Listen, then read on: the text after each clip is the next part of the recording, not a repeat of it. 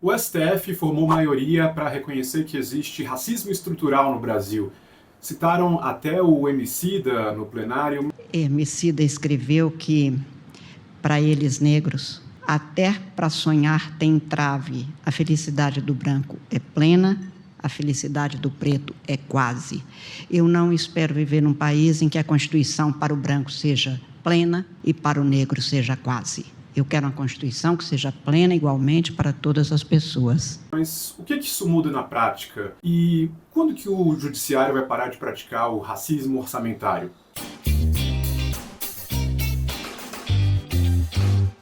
Eu acho que uma das dimensões mais interessantes do racismo estrutural é justamente essa, pouco falada, o racismo orçamentário, quer dizer, a apropriação de parte da elite, de uma minoria branca, de boa parte dos recursos públicos, inclusive aqueles que deveriam ou poderiam ser voltados para uma população negra, mais numerosa e mais vulnerável. E eu acho que nenhum poder tem feito isso tão bem no Brasil quanto o Poder Judiciário. Quando a gente olha a evolução do orçamento brasileiro nos últimos anos, a gente vai ver que algumas coisas cresceram de orçamento, por exemplo, o Bolsa Família, os gastos da saúde, as emendas parlamentares, mas tem um gasto que a gente fala muito pouco, ou a gente não reconhece ele como um único gasto que tem aumentado bastante. A principal bandeira ou marca do atual governo do presidente Lula talvez seja o pé de meia, mas a gente tem também uma outra política que tem mais ou menos o mesmo volume do pé de meia e é para uma parcela minoritária da população. A gente pode chamar de outro pé de meia ou o pé de meia do judiciário. O pé de meia do Ministério da Educação é aquele programa voltado para jovens de baixa renda que concluírem o ensino médio, vão poder aí, se passarem de anos, concluírem o ensino médio, receberem uma espécie de poupança que o governo faz em seu nome para tentar aí combater a evasão escolar, melhorar a produtividade, ajudar aí no caminho da transição do ensino médio para o ensino técnico profissionalizante ou para o ensino superior, também com efeitos positivos aí, quem sabe, sobre a gravidez na adolescência, combate ao crime e tal.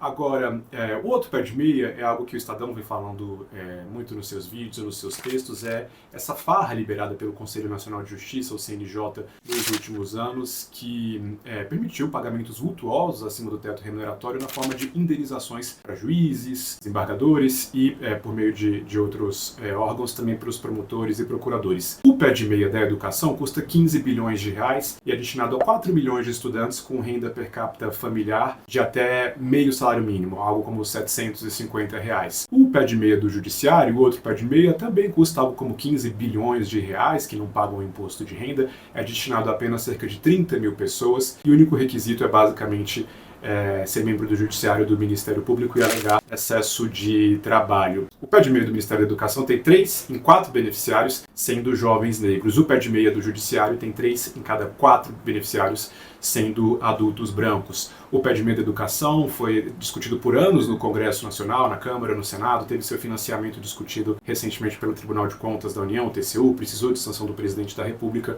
O pé de meia do Judiciário não passou por nada disso. Esse pé de meia branco foi decidido em sessões muito rápidas, sem passar pelo processo legislativo normal, escrutínio da sociedade, sanção do Presidente da República. Então a gente vê muita, talvez, performance aí, né? O Judiciário falando de racismo estrutural, ensaiando, talvez, propor aí um plano de combate ao racismo, mas, como outros temas, a gente não vê o Judiciário se mobilizando para, de fato, colocar dinheiro, inclusive as sobras orçamentárias que o Judiciário tem tido. A gente viu o Judiciário, alguns anos atrás, discutindo estado de coisas inconstitucionais nos presídios ou na situação da população de rua, mas não se bota dinheiro nisso, nessas políticas que, ao fim e ao cabo, atingem a população negra. Não se obriga o Executivo a destinar necessariamente um percentual relevante do seu orçamento, e o Poder Judiciário também não atua nesses temas próximos. O sistema prisional é um tema próximo do Poder Judiciário, talvez pudesse contar com apoio aí. Então, enquanto o Poder Judiciário faz esse proselitismo, essa coisa que é muito simpática,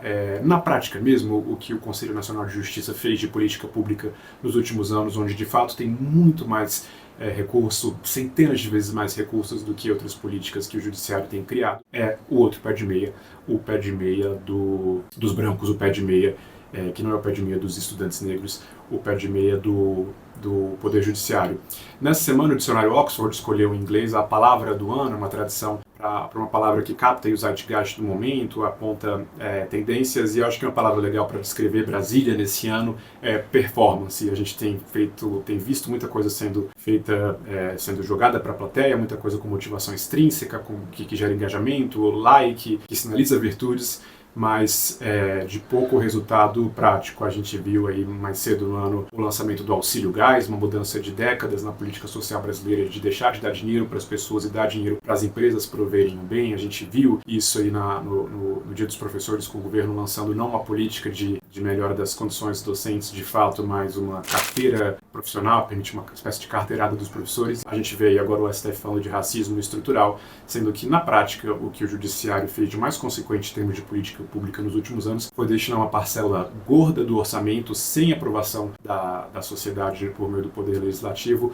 para uma minoria de 30 mil pessoas, tipicamente brancas, e que ganham muito mais do que os 4 milhões de estudantes do pé de meia oficial.